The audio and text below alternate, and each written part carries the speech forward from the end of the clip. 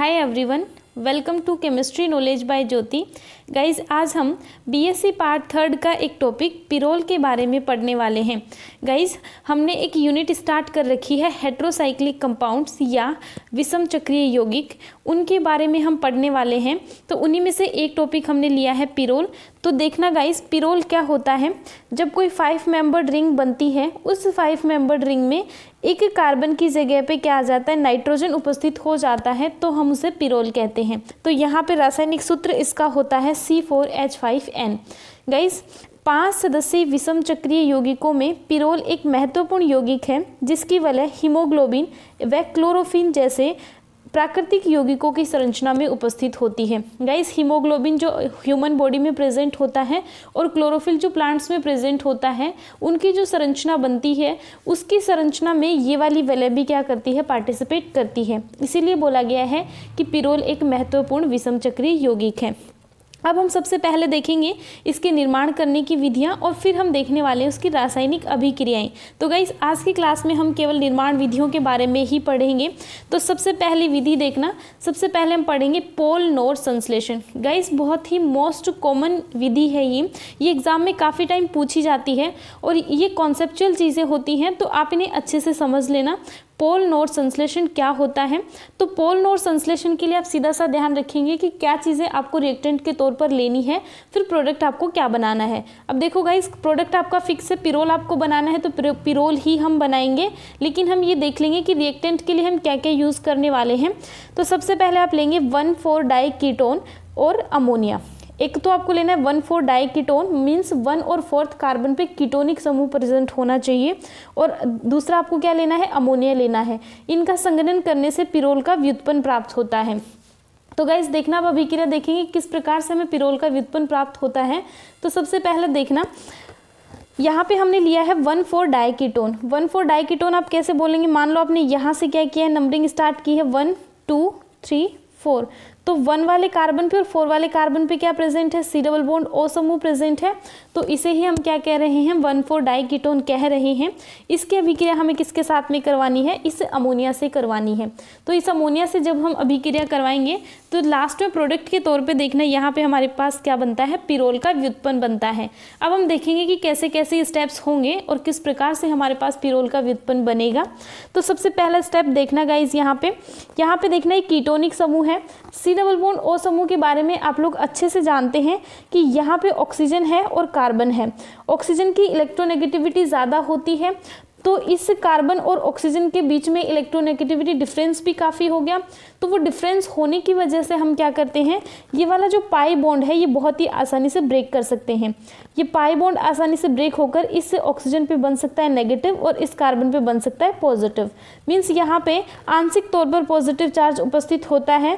तो ये क्या करेगा, ये वाला जो कार्बन है ये कोई ऐसा सेंटर ढूंढता है जो इसको लोन पेयर डोनेट कर सके। तो यहाँ से इस नाइट्रोजन के पास देखने एक लोन पेयर प्रेजेंट है, ये अपना लोन पेयर इस कार्बन को डोनेट करेगा। जैसे ही ये अपना लोन पेयर इस कार्बन को देगा, कार्बन यहाँ से पाई बॉन्ड तोड़ेगा, तोड़ने के बाद ऑक्सीजन पे चला जाएगा नेगेटिव। तो ये हम नेक्स्ट स्टेप में देख लेंगे। यहाँ से इस नाइट्रोजन ने क्या किया था, अपना यहाँ पे लोन पेयर दिया था, तो लोन पेयर देने की वजह से यहाँ पे क्या हो गया है, इसके साथ एक हाइड्रोजन और था, तो इसने अपना लोन पेयर दिया है, तो इसके ऊपर क्या आ जाता है, पॉजिटिव चार्ज बन जाता है। और यहाँ से इस ऑक्सीजन पे हमने क्या दिखा दिया है, नेगेटिव चार्ज दिखा दिया है। तो गाइज आप लोगों को पता है कि जब भी कोई रिएक्शन प्रोसीड कर रही होती है तो वो उसमें जब चार्ज बनते हैं तो सबसे पहला स्टेप होता है कि वो अपना चार्ज न्यूट्रलाइज करेगा, क्योंकि चार्ज के साथ कोई भी स्पीसीज स्टेबल नहीं होता है। तो इसे अपना चार्ज न्यूट्रलाइज करना है। तो चार्ज न्यूट्रलाइज करने के लिए क्या करता है, यहाँ से ये देता है अपना H+ आयन, और ये क्या करता है, उस H+ आयन को ग्रहण कर लेता है। मीन्स ये तो बनेगा OH, और यहाँ से जब H+ आयन निकल जाएगा तो इस नाइट्रोजन पे जो पॉजिटिव चार्ज बना था वो रिमूव हो जाता है, और यहाँ से आपका नाइट्रोजन बिल्कुल उदासीन हो जाता है। इस नाइट्रोजन पे अभी भी एक लोन पेयर प्रेजेंट है। वापस से यहाँ पे एक इलेक्ट्रोफिलिक सेंटर आपको दिखाई दे रहा है। तो ये नाइट्रोजन इस बार इस कार्बन पे अटैक करेगा। जब ये इस पे अटैक करता है तो यहाँ से कार्बन और ऑक्सीजन के बीच का बॉन्ड ब्रेक करेगा। ब्रेक होने से ऑक्सीजन पे वापस से नेगेटिव जाएगा और ऑक्सीजन पर नेगेटिव जाकर नेक्स्ट स्टेप आपका कुछ इस प्रकार से बनता है। नाइट्रोजन ने अपना लोन पेयर दिया है, इसलिए नाइट्रोजन पे क्या आएगा, पॉजिटिव चार्ज, और इस ऑक्सीजन पे पहुंच गया है नेगेटिव चार्ज। अब यहाँ से ये वाला नाइट्रोजन वापस से क्या कर सकता है, एक H+ आयन निकालकर इस ऑक्सीजन को दे सकता है। तो वापस से सेम प्रोसेस होगी जिससे चार्ज न्यूट्रलाइजेशन होगा। तो यहाँ से इसने अपना H+ दे दिया और इसने H+ ग्रहण करके OH में चेंज हो गया है। तो गाइस ये जो आपके पास संरचना बनी है, जब इसको गर्म किया जाता है, अब पहले ही देखना, पहले संघनन बोला गया है और संघनन का मतलब है कि हम उसे गर्म करेंगे। तो यहाँ पे जब इसको गर्म किया जाता है तो क्या होने वाला है, यहाँ से ये वाला OH- की तौर पे निकलेगा और यहाँ से एक हाइड्रोजन निकलता है H+ की फॉर्म में। जब वो हाइड्रोजन H+ की फॉर्म में निकलेगा तो इस कार्बन पे क्या छोड़ के जाएगा, नेगेटिव चार्ज। यहाँ से ये वाला जब OH- की फॉर्म में निकलेगा तो इस कार्बन पे क्या छोड़ के जाएगा, पॉजिटिव चार्ज। तो ये देखना, पास पास वाले कार्बन पे नेगेटिव और पॉजिटिव चार्ज बनेगा। तो ये दोनों चार्ज क्या करेंगे, एक दूसरे पे अट्रैक्शन दिखाएंगे। तो अट्रैक्शन दिखाने के कारण यहाँ पे क्या बनता है, एक नया बंध बन जाता है और उस नए बंध का निर्माण जब होगा तो हम उसे क्या कहेंगे, पाई बंध, क्योंकि सिग्मा बंध पहले से प्रेजेंट है तो यहाँ पे पाई बंध का निर्माण हो जाता है। सेम इसी प्रकार से आप यहाँ पर देखेंगे, यहाँ से वापस ये OH- बाहर निकलेगा। OH- बाहर निकलेगा तो इस कार्बन पे आएगा पॉजिटिव। यहाँ से एक H+ बाहर निकलेगा, H+ बाहर निकलेगा तो इस कार्बन पे आएगा नेगेटिव। पॉजिटिव और नेगेटिव में अट्रैक्शन होगा, यहाँ पर भी क्या होने वाला है, एक पाई बॉन्ड बनने वाला है। और जब यहाँ से 2 H2 के अणु बाहर निकल जाते हैं, ये H+ और ये OH- H2 बन गया, यहाँ से ये H+ और ये OH- H2 बन गया। तो इस प्रकार से 2 H2 के अणु बाहर निकल जाते हैं और जब वो 2 H2 के अणु बाहर निकलते हैं तो इस प्रकार की संरचना हमें प्राप्त होती है। यहाँ पे देखना, ये कार्बन था, इसके पास एक हाइड्रोजन है, यहाँ कार्बन एक हाइड्रोजन है, इस कार्बन के साथ में R- जुड़ा हुआ था, इस कार्बन के साथ में R" जुड़ा हुआ था। मतलब ये 2 R अलग अलग समूह हैं या सेम भी हो सकते हैं। तो इस प्रकार का जो हमें सिनेरियो प्राप्त हुआ है, इस प्रकार की जो स्ट्रक्चर हमें प्राप्त हुई है, वही क्या कहलाती है, पिरोल का व्युत्पन्न कहलाता है। इस प्रकार आप पोल नोर संश्लेषण विधि के द्वारा पिरोल का निर्माण कर सकते हैं। तो गाइस ये मैकेनिज्म आई होप आपको समझ में आ गई होगी। ये अपने आप में बहुत इंपॉर्टेंट है, तो आपको यदि समझ नहीं आई हो तो वीडियो को वापस से देख लीजिएगा। नेक्स्ट देखना, नेक्स्ट हम क्या करें, जहाँ पे हमने 1,4 डाइकीटोन लिया था उसकी जगह पर यदि हम सक्सेनाल्डिहाइड लेते हैं, मीन्स यहाँ पर R समूह ना लेकर हम सिंपल H लेते हैं, तो H लेंगे तो वापस से सेम प्रोसेस होगी। और सेम प्रोसेस होने के बाद यहाँ पे देखना, पहले हमें R मिले थे, यहाँ पे इस बार क्या मिल जाएंगे, H मिल जाते हैं। तो इस बार हमारे पास पिरोल का व्युत्पन्न ना बनकर क्या बन जाता है, पिरोल का निर्माण हो जाता है। देखना यही यहाँ पर लिखा गया है, यदि 1,4 डाइकीटोन के रूप में सक्सेनाल्डिहाइड लेकर इसकी अभिक्रिया अमोनिया से कराएं तो पिरोल प्राप्त होता है। नेक्स्ट आप देखेंगे सेकंड मेथड होगा फ्यूरेन से। फ्यूरेन की अभिक्रिया अमोनिया के साथ 753 से 763 केल्विन ताप पर एल्यूमिना की उपस्थिति में करवाने पर पिरोल प्राप्त होता है। यहाँ पे आपको क्या करवाना है, सिंपल फ्यूरेन लेना है, ऑक्सीजन प्रेजेंट है तो उसे फ्यूरेन बोलेंगे, और यहाँ पे NH3 लेना है।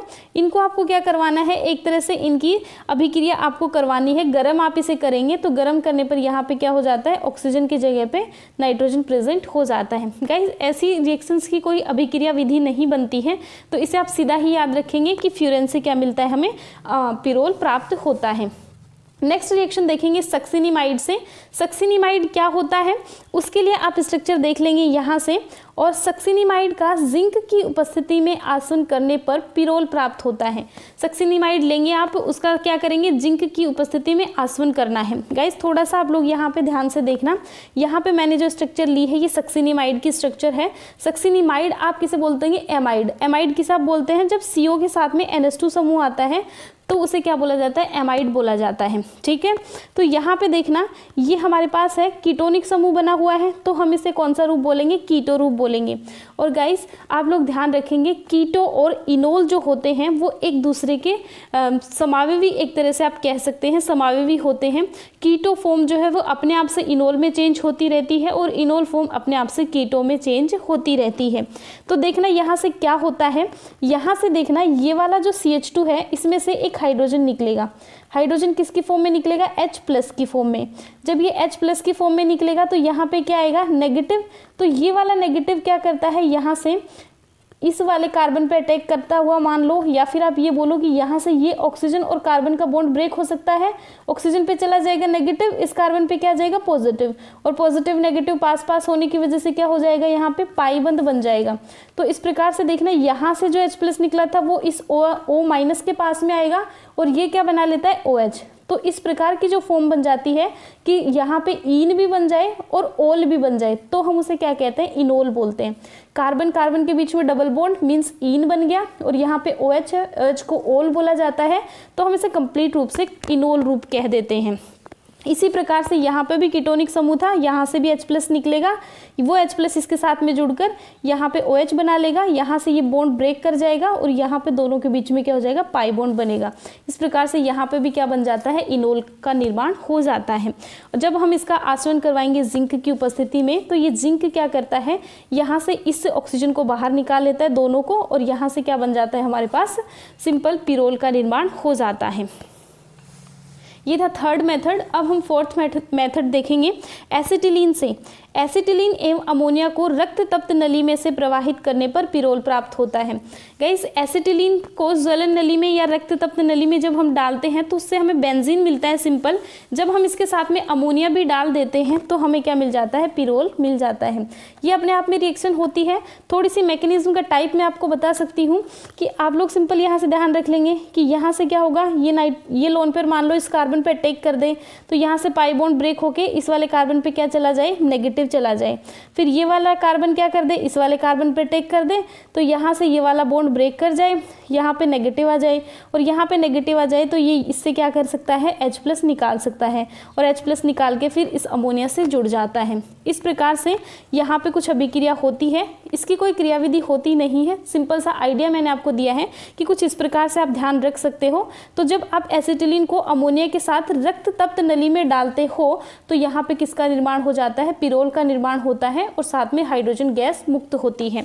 तो गाइस ये था पिरोल को बनाने की विधियां। इसमें सबसे इंपॉर्टेंट सिर्फ एक ही विधि थी, वो थी पोलनोर संश्लेषण, और दूसरा कॉन्सेप्चुअल पार्ट था इसका कि यहाँ पे आप कीटो रूप से इनोल रूप कैसे बनाते हो।